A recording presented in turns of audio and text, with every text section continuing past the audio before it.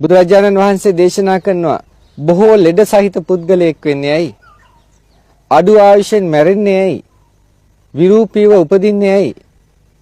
මේ වෙන කිසි දෙයක් නිසා නෙමෙයි. එවැනි ආත්ම භාව ලබන්නේ අනුන්ට හිංසා කිරීම, සත්ව ඝාතනය කිරීම. මේ නිසා. පින්වත්නි, කවුරු කොහොම කිව්වත් සමහරු කියනවා ඔහොම කළා බෑ ආර්ථිකය දියුණු කරන්න. ආර්ථිකය දියුණු කරන්න කුකුල්ලු ටිකක් හදා ගන්නට ඕනේ. මාළු ටිකක් ඇති කරලා මරන්නට ඕනේ. ඌරෝ ටිකක් හදලා මරලා වික්වලට කමක් නැහැ කියලා සමහර දෙනා කියනවා. කන්න නම් ඉතින් ඕවා කරන්න ඕනේ කියලා හිත.